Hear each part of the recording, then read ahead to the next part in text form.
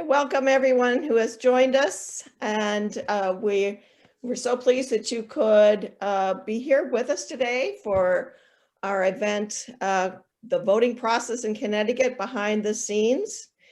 The League of Women Voters of Connecticut is proud to be a nonpartisan organization that reaches out to voters and citizens to educate them on not only the election process, but on many issues that we work on.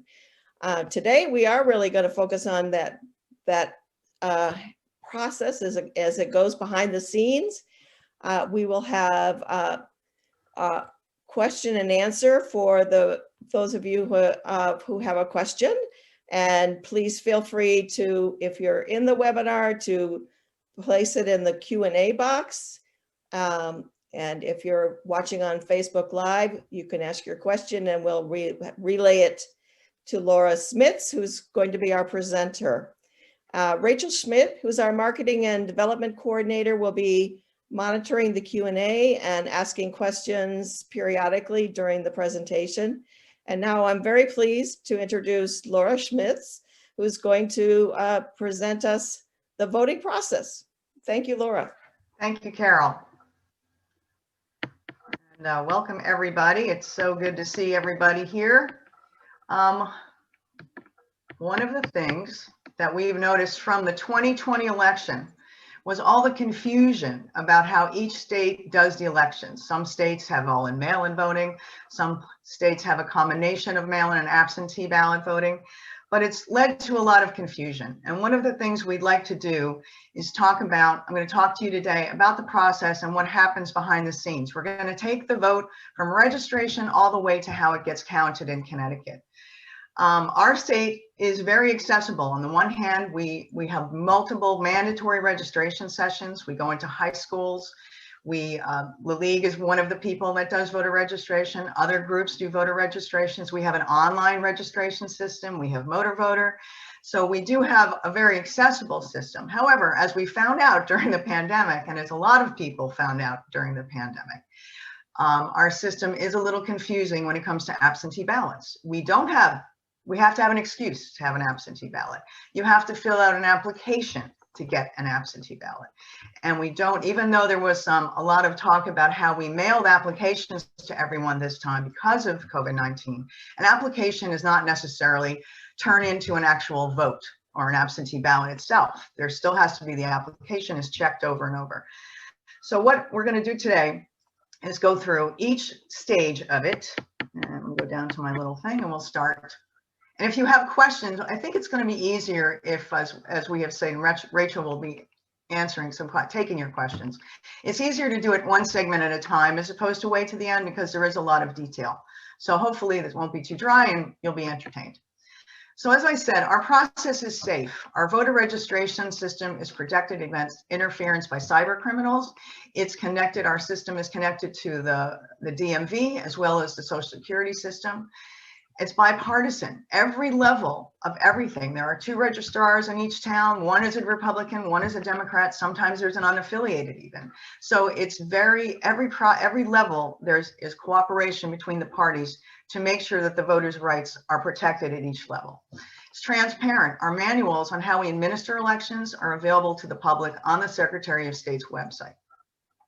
Audible, our OptiScan voting equipment, which we have had since 2000, uses paper ballots, which can be audited, and we have audits every year. We have random towns and polling locations are picked after each election, and those are hand counted. Those ballots are hand counted so that we know the machines are working, and UConn helps us with that. So we have lawyers involved. We have all kinds of things going on there. And current, our registrars, our town clerks, moderators, poll workers, they're certified, they're trained very carefully so that they know what to do and how to protect the privacy and the voters' right to vote. So let's keep going. So it's right there on the plate, right? We're the Constitution state. So that's a good thing and a bad thing. The bad thing is that the minute we start trying to update things, we have to go back to the legislature and figure things out. So when you want to modernize the system, there's a lot of laws that have to be adhered to. these laws, and these are the books, these are our statutes.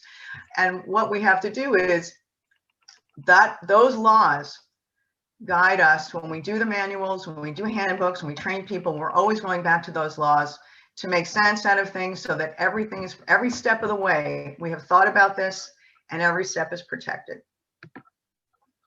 In Connecticut, this is your registration straight up. You have to be 18 by election day, which is always the first Tuesday in November. You have to be a US citizen, of course, and you have to be a resident of Connecticut, and you have completed your confinement and parole of a disenfranchising felony.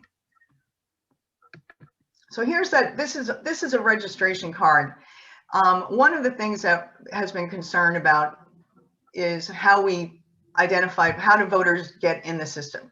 Well, we ask you, as you can see over here, we ask you for your license number if you have one. If not, you can use the last 4 digits of your social security number. Only the last 4 digits. Back in the day, it was the whole thing. But now we're much smarter about that, and we understand that identity can be hacked. So we only ask you the last 4 digits and your date of birth, which connects you to you. When also there's a warning on there that if you sign the statement, even though you know it's false, you can be convicted and imprisoned for up to 5 years and fined up to $5,000. So you have to sign that and date it and all of that kind of stuff. And it's the same goes for our, hold on, I'm going to go to the next slide. We also have the online registration form. So if you have a Connecticut DMV issued ID, you can register online. The thing that's been great about online registration is you, the voter, puts your information in. So there's no transposition of numbers by someone else. It makes it a lot more accurate. And this is a screenshot of the actual online portal on the Secretary of State's website. And what happened, this is part of the registrars have a manual. Our system is called Converse for short, the Connecticut Centralized Voter Registration System. And each registrar has a login and a password. And they have to, they put you into the system from the card, or in the case of an online registration, there's a reminder section on the registration system that tells you you have 10 online registrations, and they pull them over into the system using that system. And once it's verified, once the registrar verifies your information, it's correct. There's no, and the system accepts your registration. They've checked you out, whether it's through your ID, your DMV ID, or the Social Security system.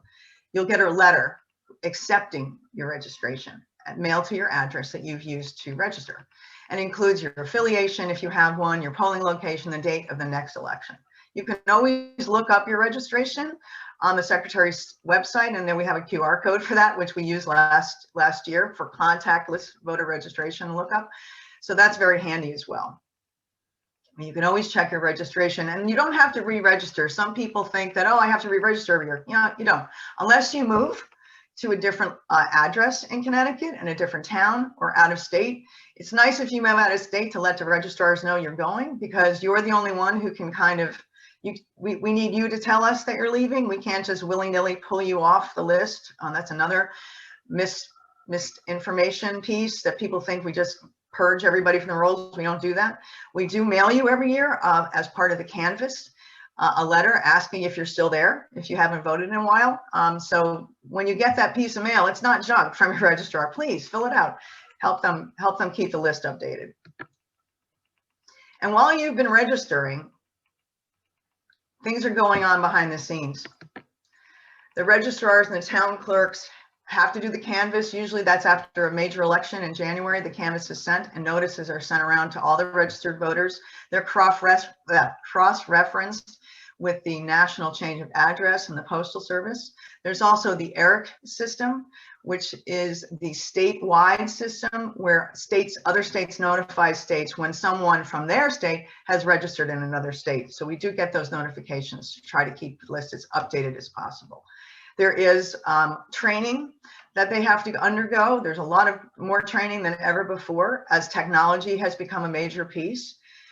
They maintain the voting equipment and supplies for upcoming elections. Registrars and town clerks also do the work of local elections. If there's a school referendum, if there's a budget vote, all of those things are also administered by the town clerks and the registrars when they're not doing a major election or a primary. So they're working all year round trying to get all this stuff ready. The machines have to be maintained. All of the equipment has to be gone over in plenty of time for the big elections to make sure equipment works. The optic scan machines require batteries. They require upkeep just like any other machine would. And then in the summertime, when the parties have their caucuses, they basically have to give that information to the town clerk. They have to register it with the state that they're a candidate, make sure the spelling is right, so that if your name, if you want a middle initial in your name on the ballot, that has to be documented. The town clerks keep that information. And also people overseas, military, US people, persons living overseas, citizens can vote. So they need plenty of time to get that information to them. And the registrars, like I mentioned before, are mandated by law to go reach out to their local high schools and register students as they become eligible to vote. Let me see. Okay, I'm going to go back one, and we're going to stop right there and see if there are any questions about the registration process. Do we have any questions, Rachel, or are there any questions yet? So we just had one question and a comment. All right. Celeste LaCroix asked, we have both Dem and Republican registrars, but they have more unaffiliated voters in Westport than registered with either party. So who is representing unaffiliated voters in the registrar's office? Basically, even though registrars and town clerks are elected officials, once they become officially elected officials, they swear an oath that they are going to be nonpartisan and represent all the voters. And that's true of all the poll workers. They're swearing an oath that they're going to represent all the voters. And usually in towns, it's not like the Republican registrar only handles the Republican voters. That's not how it works. And vice versa with the Democrats. They represent all the voters. I know in my previous iteration as a registrar in a small town, we basically divided the town up by streets. So it didn't matter what kind of voters you have. None of that matters. They basically represent the voters. And that's why it's really unfortunate when we see some of the conflicts that have gone on, because people assume that just because you're elected by a party means that you must be partisan. You must always be partisan. That's not the case with election officials. They are sworn to represent all the voters, and everyone wants to do their job correctly and do that and feel very strongly about representing all voters regardless of their party affiliation. Gotcha. And a couple more questions just came in. This one is from Irene. She was just doing a voter registration with Grasso Tech High School kids online this morning. And she says you can do online voter registration without a DMV ID now using your last 4 digits of your social. And she's asking if this is new, or she believes this is new. It sounds new to me. I haven't been a registrar in a few years, but I know that I'm glad because it's kind of not suppression, but it's certainly not inclusive if that's the only way you can get registered. So I'm glad to hear that. I cannot confirm or deny. I hope that's true. And I'm glad that that's something that they worked on and worked out. Okay. And then here's a question about, can you discuss a few of the complaints we hear about voter registration rolls being inaccurate and why the concerns aren't valid?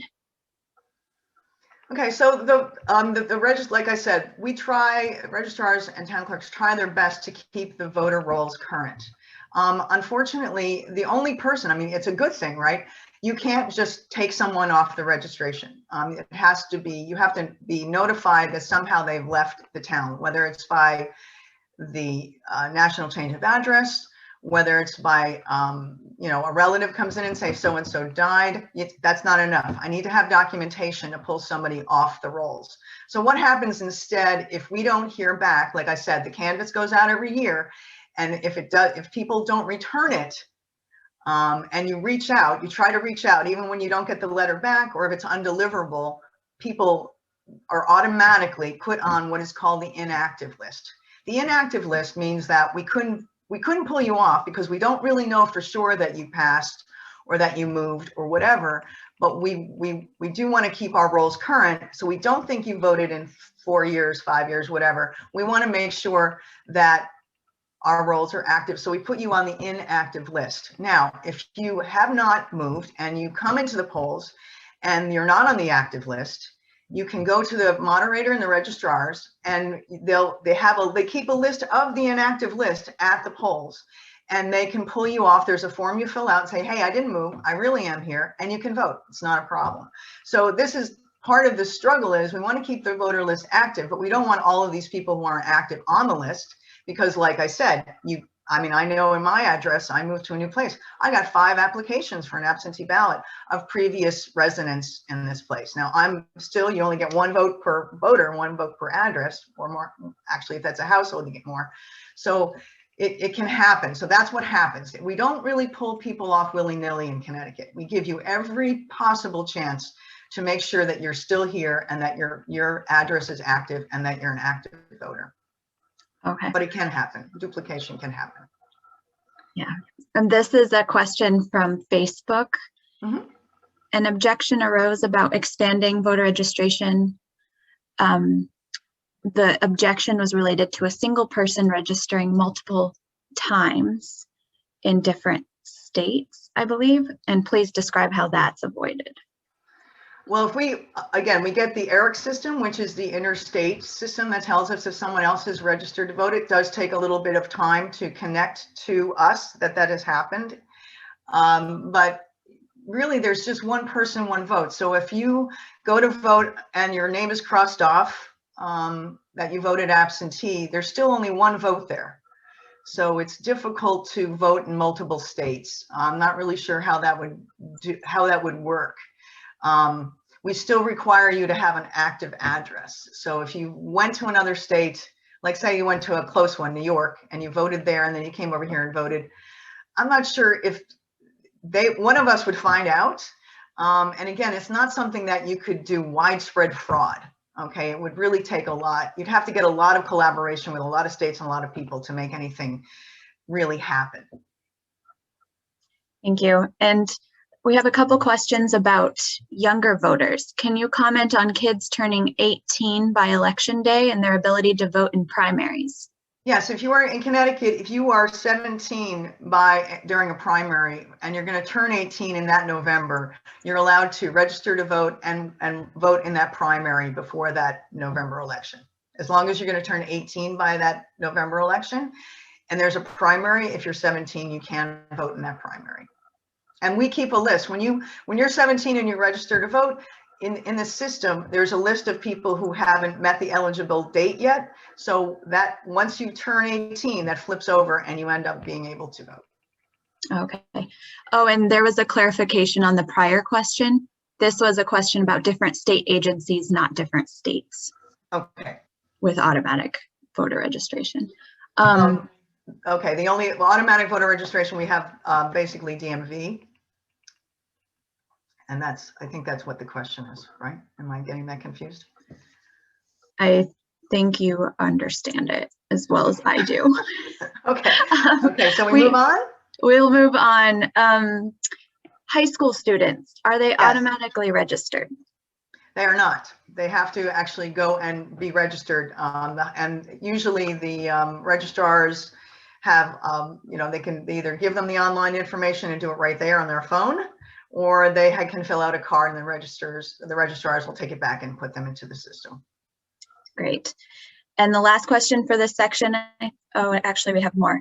What happens if someone does not put their license or social security number on their application?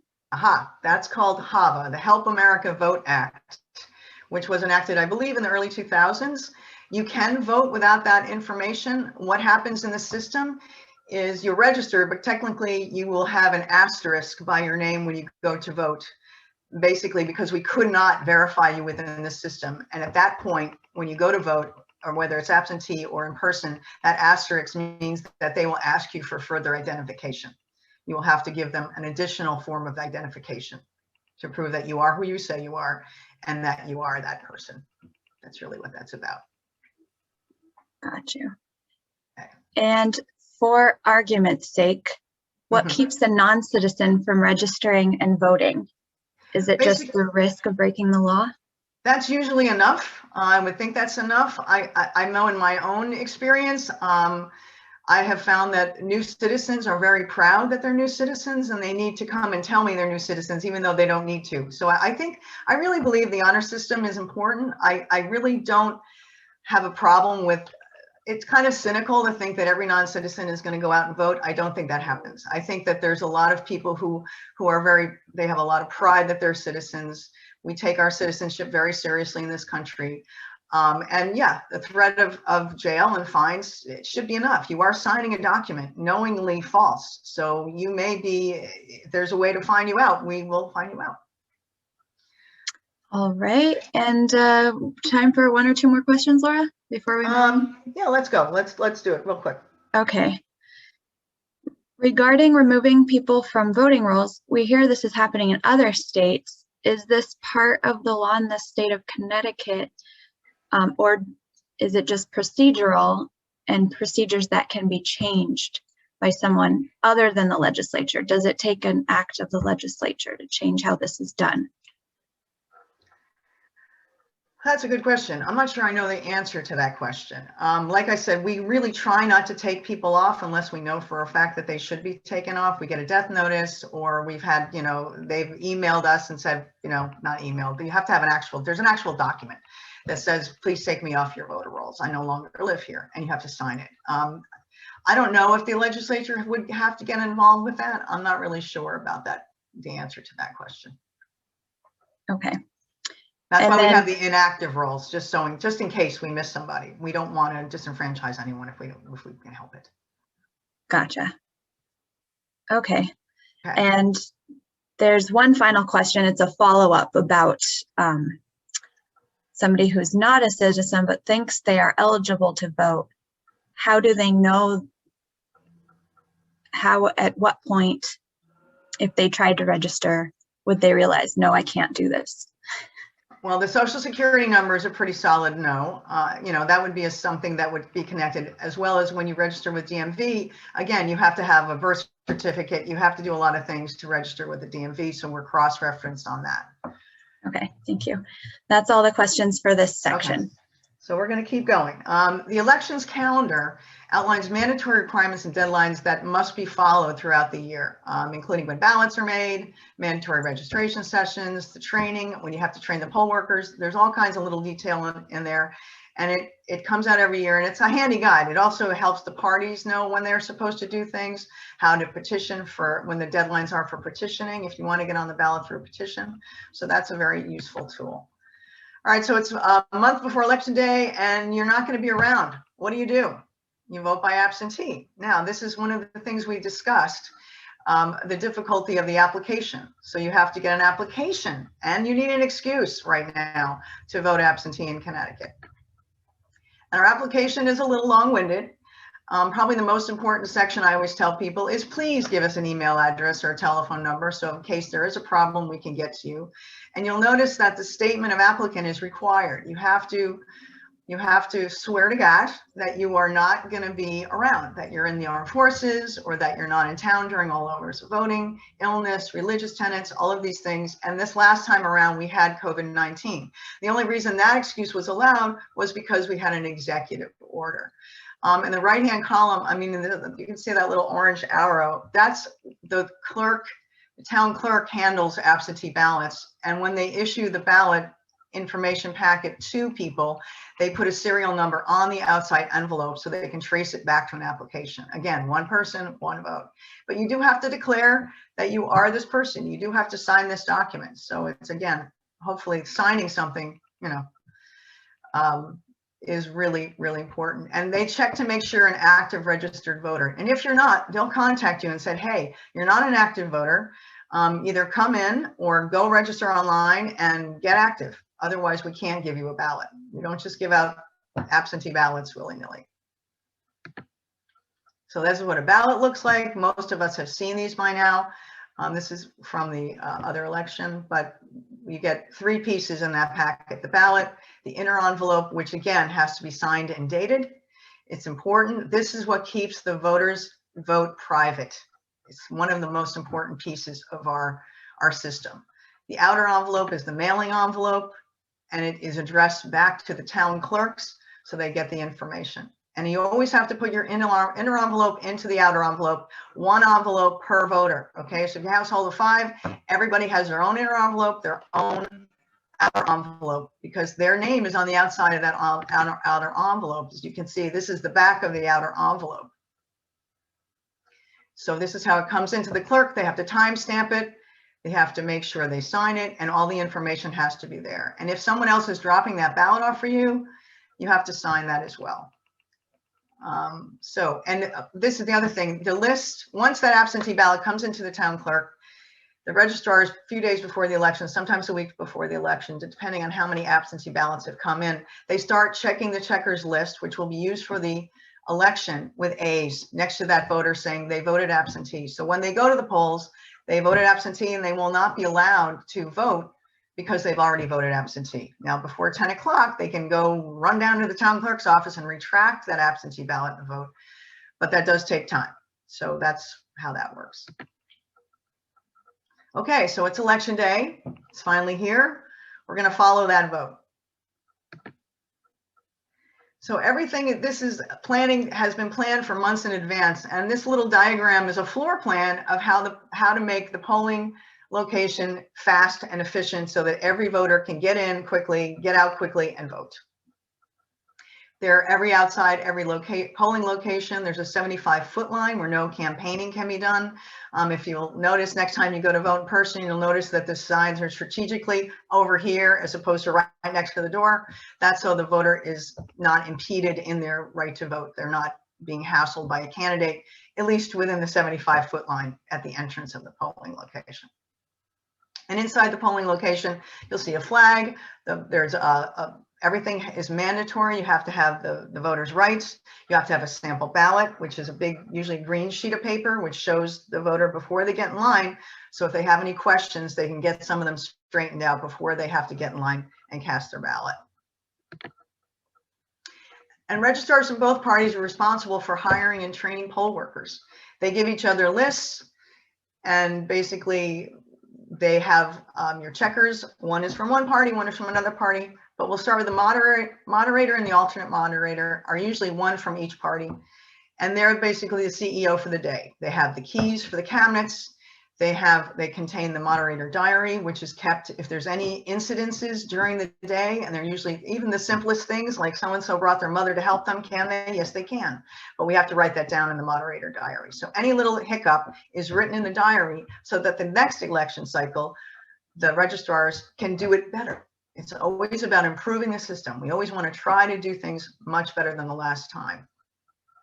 The registrars and assistant registrars basically sit there all day on the Converse system. When there's a question about a voter's address, did they move? Have they moved? Why aren't they on the list?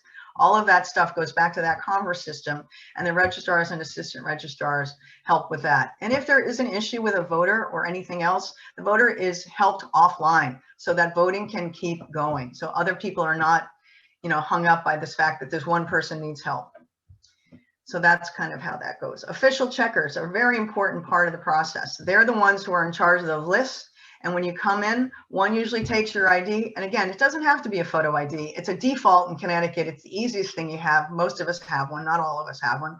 But if you're on the list, you just need to show me something with your name on it so I know it's you. And so then also when they get clicked off, they get a ticket that they take to the ballot clerk to get a ballot. No ticket, no ballot. So but you also can vote if you make a mistake, which a lot of people do, especially in local elections where there's Board of Finance, vote for 3, vote for 4, Board of Education. It's very confusing during local election time. So people make mistakes. They overvote. They fill in too many bubbles. So you can get a new ballot. But what happens when you get a new ballot, first of all, you have to give the old ballot to the ballot clerk. And there are timing marks on it. And the timing marks are ruined, basically. So it can't be read into the machine. And you get a new ballot. You can get as many as you need to get it right according to yourself. But there is a special envelope that's saved by the ballot clerk at the end of the night, because all of the ballots have to be accounted for, every single ballot. And in the booth, in the privacy booth, you'll find a pen. There's definitely a picture of how to fill in the bubbles if you don't know how to fill in the bubbles. And there's usually a magnifying sheet, which is kind of handy. So you have to bring out your reading glasses. And this is the tabulator tender, is the person who sits near the machine, not on top of the machine, because there is a privacy area around the machine. And sometimes, if you've noticed, if you're in a crowded polling location, people kind of stand up. I mean, this is before COVID, obviously. You stand in the line and you want to give the person in front of you that area of privacy so you can't see their vote and no one else can see your vote. And if there's a problem with the machine, the tabulator tender gets the moderator, doesn't handle the machine themselves. They get the moderator. That's the moderator's job, to handle the machine. And the machine is the tabulator. You can see on the left, it's a big white machine. It sits on top of the ballot box, which is where the machines, when they read the ballots, it goes plop into that thing and down into the bottom of the machine, which collects all of the ballots. And of course, the tab tenders, they're the ones that give you that sticker that we all want so much on election day. During the day in the polling location and outside during the absentee balloting process as well, the voting process is driven by the moderator's return. This document has all of the information you need. It tells you when the machines were tested, and when they have been sealed. The machines, when they are tested prior to the election, there's a memory card that goes in the machine, which has been programmed in a secure location in the north woods of New England. And that's the information from that. The town clerk has given the memory card people that information. The memory cards are programmed. The machines are all tested so that the memory cards are right. They're all tested. They don't do anything. The registrars and town clerks don't do anything with memory cards. That's done in a secure location. So they're programmed, they put those in the machines, and once those machines are set up, there's a lock bar on the tabulator with a seal. That seal cannot be broken. Okay, so when you open the machine in the morning, that machine has the bag has a seal on it, the machine has a seal on it, it's been in a locked cabinet, so with a seal on it. So there's a million ways that we try to keep those things very secure so that the voting process is secure and then everything can happen. But the moderator return tells you about whether or not, did you train your workers? Okay, you have to sign that you did. Did they take the oath this morning? Every morning, every election day morning, the moderators swear in the poll workers. And part of that swearing in is saying, we're going to represent voters. We're not going to be partisan. That's part of the oath they take for that day. There are forms about how to open the polls, how to close the polls. There are forms for the ballots. Nothing is left to chance. So this is, like I said, so when you open the polls in the morning, you have to check the ballot box to make sure there aren't errant, there usually are not, I've never had that happen, but that there aren't any errant ballots from the last election cycle. All of this is usually done by the registrars like weeks before everything starts. And this is what the ballot bag, the tabulator looks when it's in the ballot bag. See how there's a seal on the bag, there's a seal everywhere. And again, you have to sign things. You have to sign these papers that you attest that these things have been done, and that you receive the materials the way they're intended to be received. And here's another thing where you open the polls and you can see this piece of tape. There's a card, the printer tape, there's a tabulator tape in there. And when you open the machine and start the machine in the morning, it comes up with what's called the zero tape. And the zero tape is just that. It has all the candidates' name and there's zero totals. Once you do this, you take a zero tape off and you put it so the public can see that you had a zero tape on your machine. One tape is saved to go in with the ballots later on in the evening. And the third tape remains in the machine, the zero tape. And then you put that back in, you close the printer cover, lock the machine in. There's a flap on the ballot box that locks the machine in, so it can't be tampered with during the day. And then you look at it, zero, ready to go, and it's go. So now we're going and we're voting. By 6 a.m., everybody has to be in place and everybody has to be ready to go. The checkers, the tab tenders, the moderators, everybody's ready. Most people have had a lot of coffee by then, so they're pretty ready to go. Let's start the voting.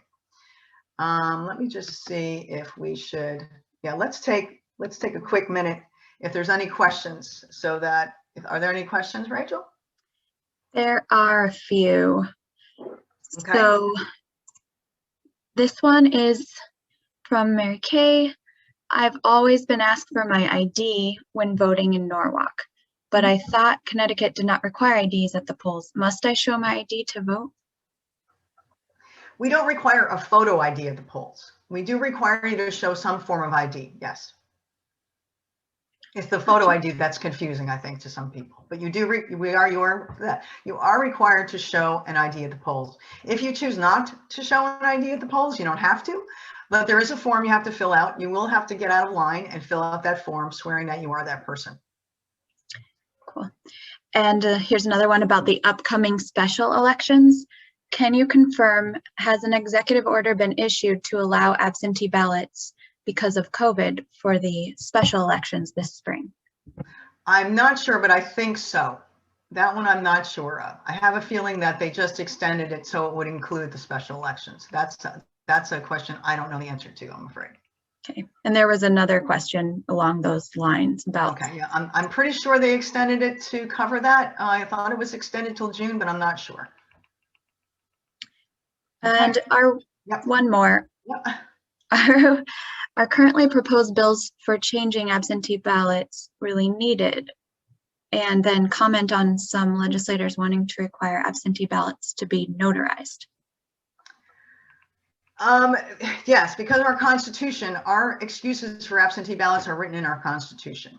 We were able to get around it this time through an executive order.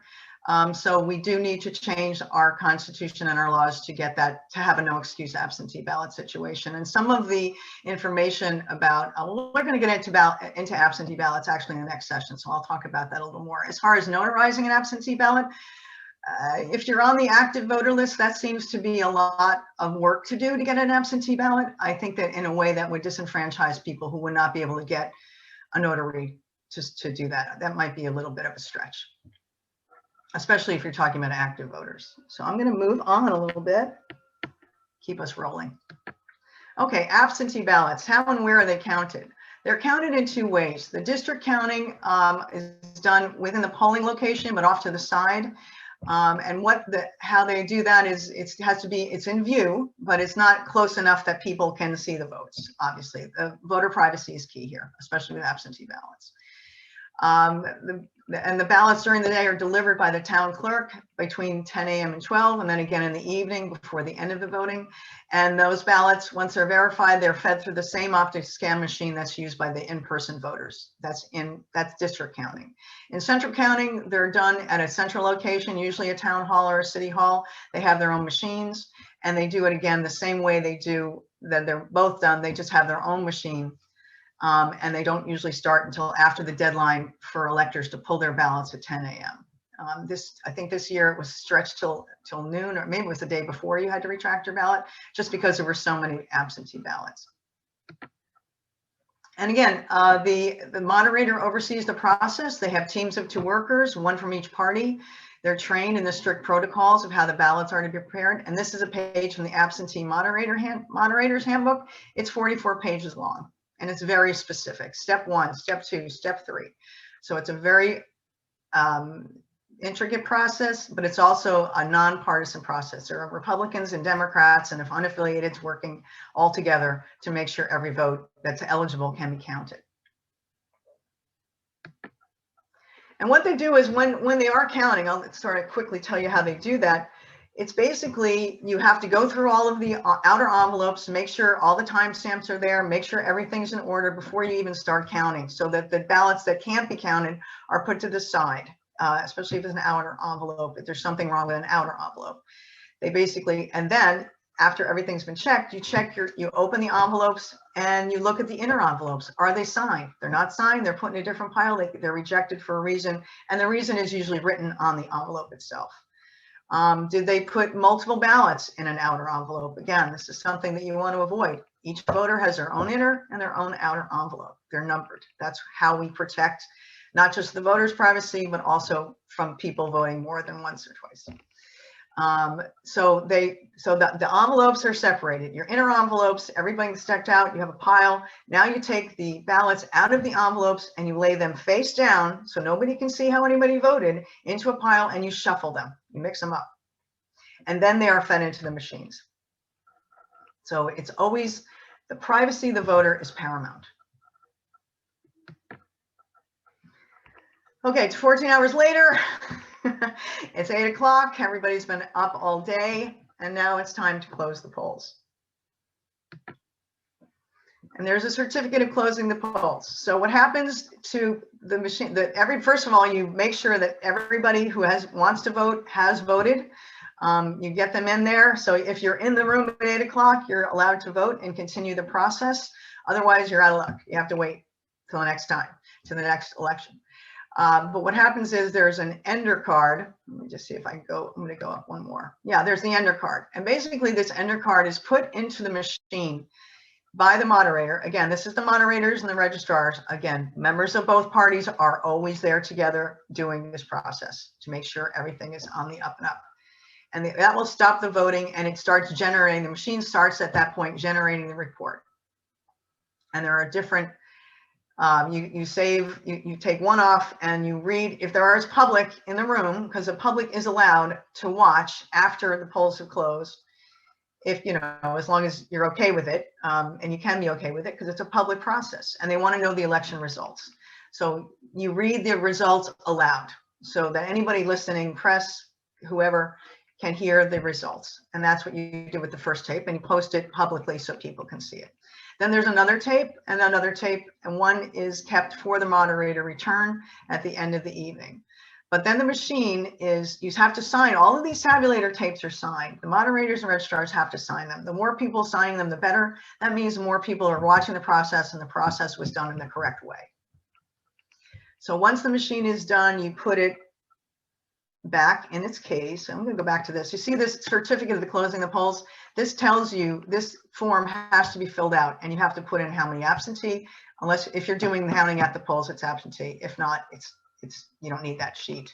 Election day registration has to be signed by the moderator, assistant moderator. Did you do this? Did you do that? Yes, we did that. So you have to basically telling you how to do it each step of the way. And these are all photographs that I've taken from the manuals that are available on the Secretary of State's website. So this is how all of the detail is done. And you can see this is, we lock it back in the cabinet. We lock it back in its case. We seal it up with another seal. There are seals just like you see on the side here for the ballot transfers case. There's seals for everything. And the machine is taken out and disconnected and put back in its box. The ballot box is emptied. And inside that ballot box is the zero tape from the morning. I also need to tell you, I meant to tell you the all day long, that tabulator is hooked into a backup battery in case the power goes out so that nothing can interfere with the voting process. That's another thing that has to be done. But that's all charged up and ready to go in the morning. So everything is set up. Whatever things are set up the day before, if not before that, for the voting process, for the tables and all of that kind of thing. And the checkers, while the moderators and the registrars are dealing with the tabulator, the checkers have to do their work. And basically they go through the pages of the official list and they start to count the crossed out lines.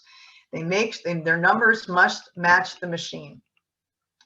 The machine tells you how many people voted on that machine in person, or in the case where they have absentee ballots, it'll tell you, breaks it down by that as well. So they have to match that number as to who voted in person. And then they have to sign their names to that. And you can see there's a math section here, A plus B plus C and D. So there's a lot of detail on that form. And again, they're signing their life away, those checkers. So they try to get it right. They usually do every town. And if you don't get it right the first time, you keep counting until you do. You can be there for a long time if you keep miscounting. And it's a difficult thing because the problem is the machine is a machine. We know it knows how to count. Humans, however, can make mistakes. So you have to keep going back and forth until you and the machine match. And then you sign. And the ballot clerks too. Again, as I mentioned before, they have to account for every single ballot. How many packages did you receive at the opening of the polls? How many were you given to the day? The only person who distributes ballots during the day is the moderator. The moderator has the keys to the cabinet where the ballots are located. They have the keys in the evening. They have the keys to the machines. They have the keys. So the ballot clerk, every time the moderator says, hey, how you doing on ballots? Do you need more? They say, yes, I do. Okay, here's 2 packages. They make a little tick so that they can keep track for this sheet to be filled out correctly at the end of the night.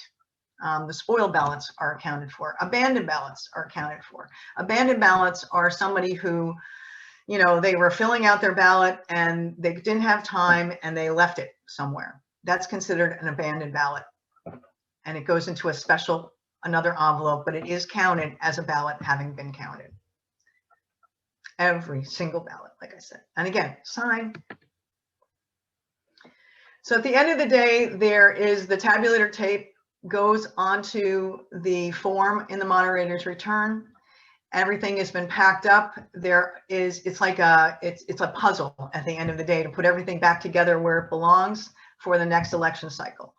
The moderator takes the keys, they take the official list, they take the moderator's return, they take all of that stuff back to the registrars and the town clerks who are waiting at town and city hall to get their numbers, to get their information. First, they go through all the numbers to make sure you're right, which is a little nerve-wracking, but hopefully during the day you've been able to get everything set up.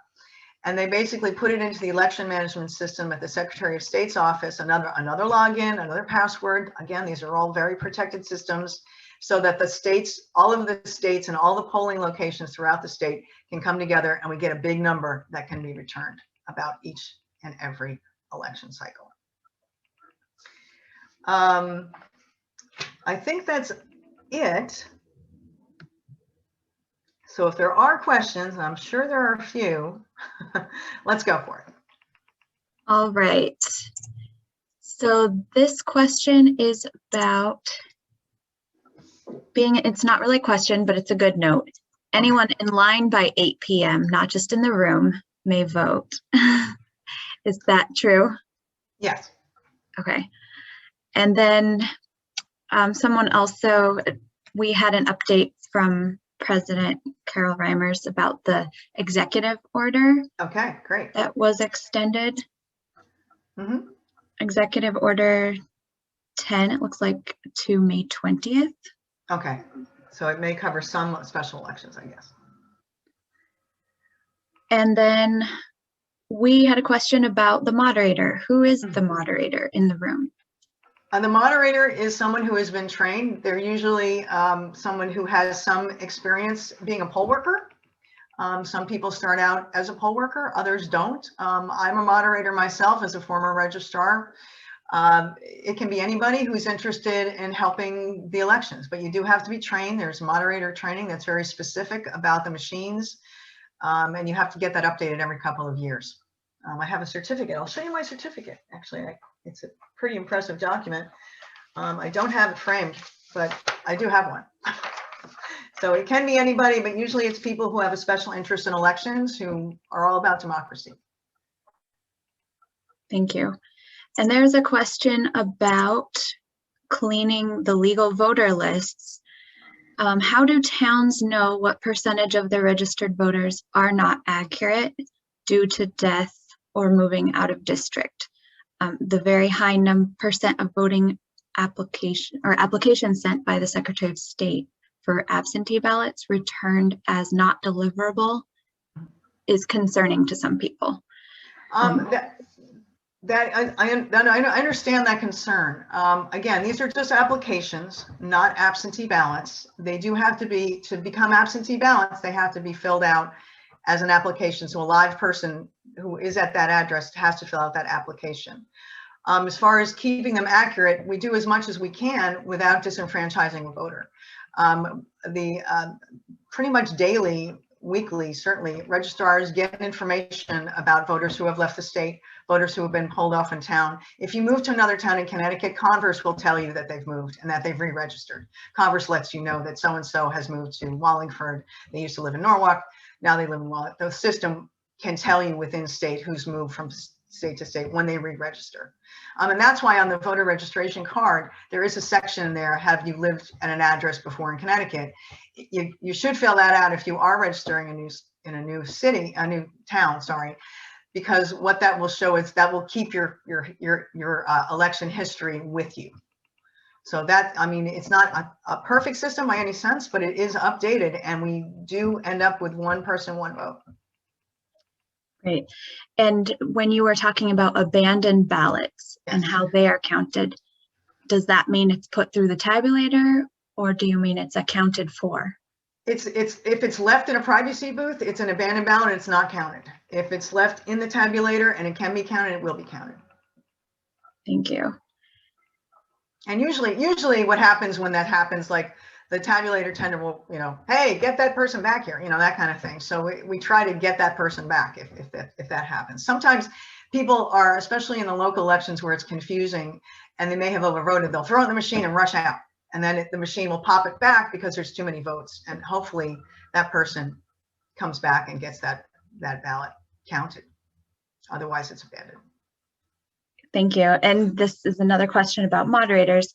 Do they have access to a security escort en route to town hall to report the votes?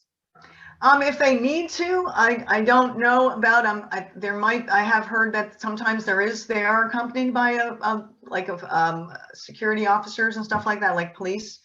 I'm not really sure about that.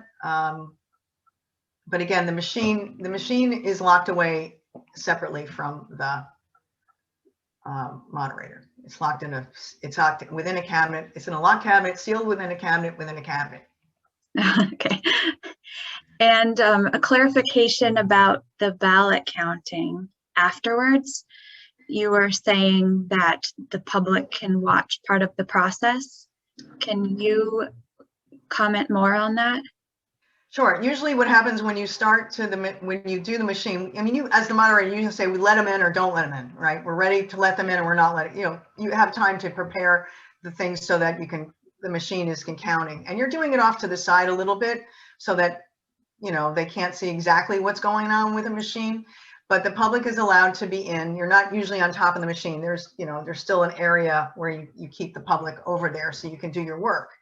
As we saw when they were counting ballots in other states, there's an area around the actual action, if you will. Great.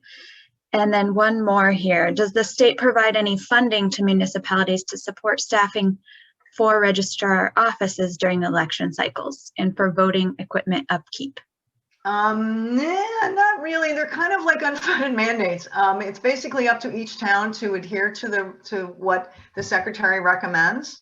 I think there might have been some help last time around because of the pandemic, but usually it's really up to the towns and the cities to do what they need to do. It's part of their budgets. They account for what they need to do, but they do have to pay for the poll workers training. They're paid to take that training. The moderators are, they have to, it does cost a nominal fee to get moderator training. The town and city does pay for that for them. Poll workers are paid during the day, moderators are paid during the day. So there is not funding necessarily. It's part of the town and city budgets. Gotcha. And this is circling back to a question that was asked earlier. The clarification was about a voter registration being expanded to different state agencies, not just the DMV. So the question was, how would registering with multiple agencies be avoided if you could register with someone other than the DMV? I believe that it still goes into Converse. It's still one location. The other social service agencies would feed in. You would get a duplicate. There are duplicates. People do register twice and they don't even know they registered twice. Like I said, a lot of people think they have to re-register. So the system knows when you've got too many people. It will tell you when it's a duplicate. So if you registered the DMV and then you registered with me or someone at town hall, we're going to find it's a duplicate and the duplicate will be discarded. Great. I think that's all the questions I have for you from Facebook and from our Q&A here. Okay. I think one of the things I do want to mention that we have the SEEC, the State Elections Enforcement Commission. And there have been a lot of concern about, the whole absentee ballot because everything was set up. And there have been, just as a matter of reference, in more than 40 years, there have been fewer than 300 filed referrals related to absentee ballots to the SEEC, the State Elections Enforcement Commission, an average of 7 complaints a year. And the vast majority of those are people making mistakes. Like I said, they put too many ballots in one envelope, Or some of the other complaints were that they weren't qualified to vote absentee, which if we had no excuse absentee, that wouldn't be an issue. A few of them there were fines of between $250 to $6,000, and it usually involved like one ballot or one household, and it would be very difficult to do any kind of widespread anything. You really have to have a lot of buy-in from a lot of different people, and so it's pretty impossible to do. Just want to make sure that people understand that. The SEC, and if, you know, there were anecdotally people say, well, I heard that someone said I couldn't vote, blah, blah, blah. Well, if that's a problem and you're at a polling location and someone says you can't vote, you're not on a list, talk to the moderator. And if you don't get satisfaction from the moderator, you can contact the Secretary of State's office on that day. They have lawyers standing by to protect the rights to vote. There's a lot of things you can do. So it's really important that people take any kind of things seriously like that, but also report that information. They want to know about it. We always try to do better in Connecticut. We always want to make sure that every eligible vote can be counted. And one more question that's stuck now. As a former registrar, what do you think should be done to improve the system? I really think that we should have some days of early voting. I mean, right now, technically absentee balloting is early voting, right? You can do it ahead of time, but you need an excuse, which I don't think is ridiculous. My personal idea is that every citizen should automatically be registered, and that you only have to prove where you live. So that's kind of how I would do it. I really think that as technology has become more involved in the system, it gets faster, it gets easier to keep the voting rolls active. And I do really wish that everybody would take those notices from their registrars seriously, because it's amazing how few you get back. And now you might know them and they might be in town, but if it's a large city, you don't know. People move around a lot. So if you're voting town to town, if you change your address, the first thing you should think of after ordering your boxes in your moving van is, I have to register to vote. And so I would really appreciate it if everybody would pay attention to those notices. There's a lot of work that goes on behind the scenes with all of these players, and everybody wants to make sure that everybody can vote. And it's tireless sometimes, but it's very rewarding on that day. It's a good day. It's a good community feeling. Yeah, I am going to, this wasn't a question, but I would like ask you and Carol to talk about the legislation that the League is supporting in regard to absentee ballots. Okay, I'm going to end my show a little bit here so I can talk to people.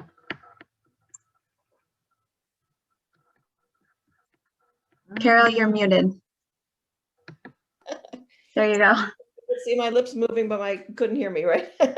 So there was one comment about the proposed legislation, HJ 58 and 59, and which is early voting and no excuse absentee voting, and that if it does, there is some confusion for some people to think that because of the allowance for the election in November, that is now the way it is. And unfortunately, that's not true. As you mentioned earlier, that there are set excuses in our Constitution.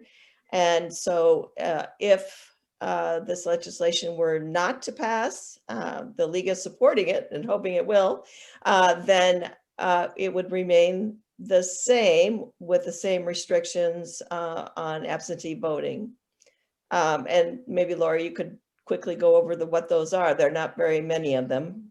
No, there aren't. And yeah, I really think the thing that I thought was great, that really helped the absentee process that we did last time around, were the drop boxes. That was a brilliant solution, especially when there was concern about the post office delivery. And it also is it's like a mail slot, and it's secure. It's like they're put on concrete slabs. They're not like, you can't just drag them off. And if you did drag them off, what are you going to do with them? You know, that was always my question as to that. I think that if we kept the drop boxes in place, that might help. But the excuses that we need, it kind of puts the town clerks in a funny position, right? They're getting an application. A lot of people go in and vote absentee in person. They go to the town clerk, they fill the application out right there, and then they get their materials right there. And the town clerk is kind of, well, are you going to be out of town? Let me see your, travel. I mean, it's kind of a silly thing. So I really hope that we can get some of that taken care of. I know now it's kind of like a non wink wink thing.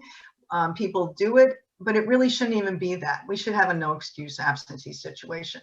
But since we do, it's kind of, we have to work with the system we have. I would just suggest that people, if they're going to vote absentee, do it as early as you possibly can, just because you don't know. We don't know what the post office is going to look like.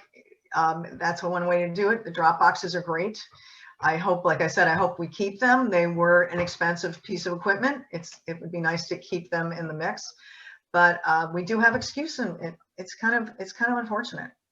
And early voting, it doesn't have to be weeks, months.